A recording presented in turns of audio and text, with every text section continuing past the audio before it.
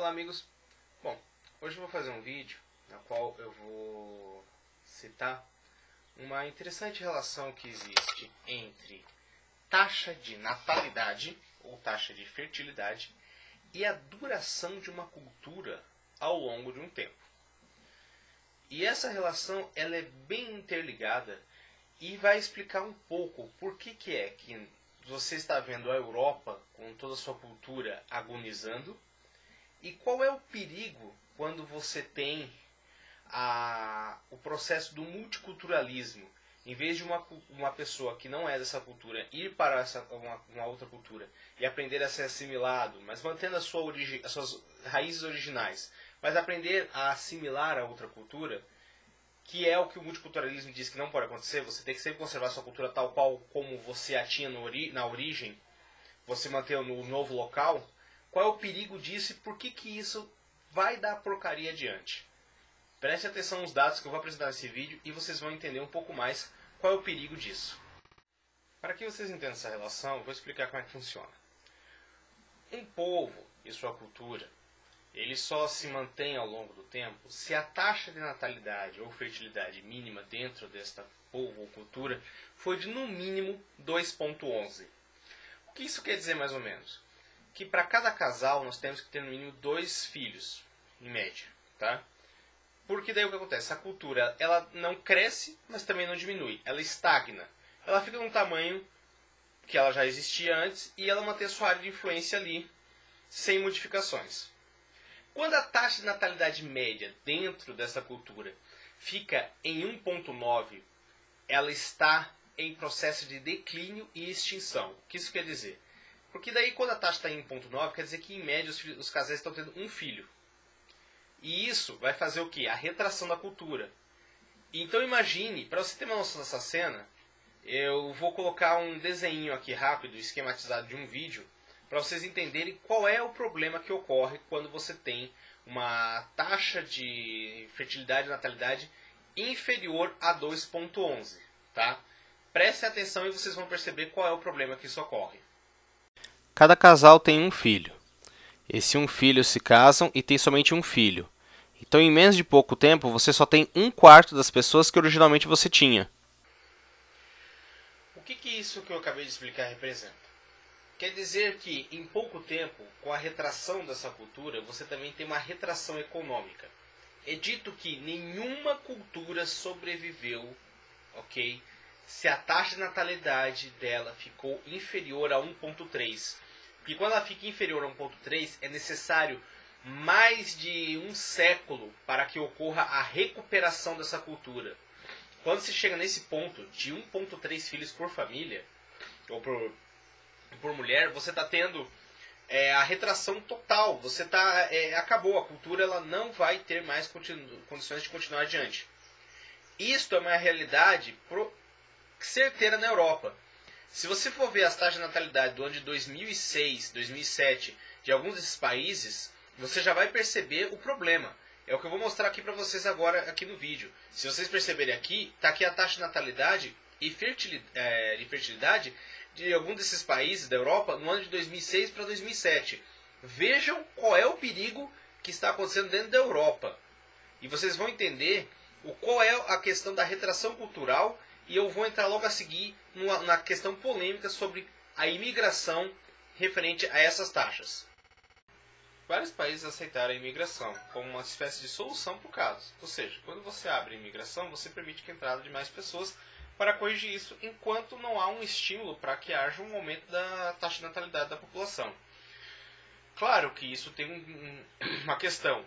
A necessidade que esses indivíduos que não são dessa cultura, eles sejam assimilados, ou seja, eles conservem parte da sua cultura original, mas também respeitem e assimilem aspectos da cultura na qual eles vieram a imigrar e ser inseridos.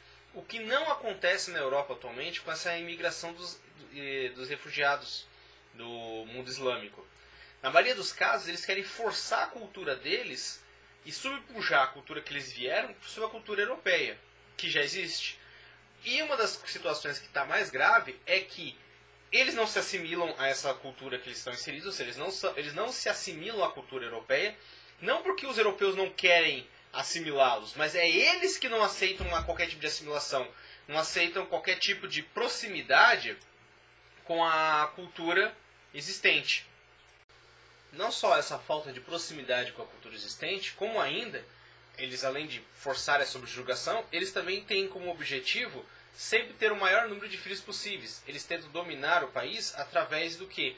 Da alta taxa de natalidade, tentando suprir a falta da taxa de natalidade original. A prova disso é que é a seguinte situação. Se você for analisar, a taxa de fertilidade média de toda a União Europeia é de cerca de 1,38 filhos por família. Para você ter uma ideia, a taxa de fertilidade das famílias francesas nativas, ou seja, já eram da França, não são imigradas, é exatamente mais ou menos isso, 1,38, 1,4. Ou seja, eles já estão naquele ponto que a gente chama de não há retorno. Agora vem a parte que mais assusta. A taxa de fertilidade das famílias muçulmanas imigradas é de incríveis 8,1 filhos por família. Então, numa conta porca, feita meio por cima, em cerca de 40 anos, a França, pegando exemplo esse país, ele será uma república puramente muçulmana. Não existirá mais franceses nativos, franceses que tenham sido de famílias que não tenham vindo de imigração. Sim, vão ser quase todos filhos de imigrados. Ou seja, você está vendo, e detalhe, essa imigração muçulmana que está vendo, eles estão sufocando e destruindo a cultura francesa existente. Eles não estão buscando uma assimilação, ou seja, pegando partes da cultura francesa, integrando-se à sua cultura muçulmana e também, de certa maneira, vivendo. Por exemplo, nos Estados Unidos, eles também são grandes países imigrados, com um grande número de imigrantes, só que todos os imigrantes que vão lá vão com que objetivo? Para trabalhar e acabam sendo assimilados pela cultura existente. Como já disse um amigo meu, sabe qual é a diferença entre lá nas ditas os Estados Unidos e a Europa? É que é o seguinte, nos Estados Unidos o imigrante vai lá, quem imigra vai ter que trabalhar. Não existe apoio governamental, não existe apoio estatal para o imigrante quando ele chega lá. Já na Europa existe. Então, ou seja, nós estamos atraindo o que nós chamamos de um imigrante que não está com nenhum objetivo de trabalhar na Europa. Ele está um imigrante que está vindo está querendo receber tudo de bandeja. Ou seja, nós não estamos buscando. O imigrante que está vindo para a Europa, por exemplo, ele não quer exatamente trabalhar. Ele está querendo aproveitar o chamado welfare state, o estado de bem-estar social que existe ali. O que é péssimo para toda a Europa. Como se não bastasse tudo isso, ainda nós vemos o quê? A questão de que parece que há uma espécie de política para que os europeus nativos não tenham mais filhos. E os muçulmanos, os imigrantes, acabam tendo um grande volume de filhos. Para você ter uma ideia, na Holanda, cerca de 50% das crianças recém-nascidas já são de famílias muçulmanas imigradas. Ou seja, nasceram já ali dentro da Holanda e vão substituir a população. Na Alemanha, já foi dito, a queda da população alemã não pode ser mais detida. Sua espiral descendente não pode mais ser revertida. A Alemanha será um estado essencialmente muçulmano até 2050. A pergunta que eu faço é, eu não tenho nada contra a imigração. Pode vir imigrante se auxiliar o país. O problema é, que tipo de imigrante está sendo trazido? E a segunda coisa, por que eles têm tanto recusa em controle de fronteiras? Em saber quem é que está vindo para dentro do país? Se a pessoa está vindo para trabalhar, para tentar sair de uma situação miserenta no país original e tentar chegar aqui e ter uma vida melhor, não há nenhum problema. Mas eu preciso saber quem é que está entrando, qual é a sua vida pregressa, o que ele fez no passado. Porque senão você vai ver uma situação absurda. Por exemplo, dentro de grandes presídios da Alemanha, segundo alguns jornais, boa parte dos prisioneiros são o quê? Imigrantes. Ou seja, nós estamos tendo... Alguns dizem assim, mas esses imigrantes são empurrados para a criminalidade por causa da xenofobia e do ódio que os alemães têm contra eles. Não é exatamente assim. Eles são jogados na prisão porque eles não conseguem e eles tentam forçar o seu modo de vida para dentro do país.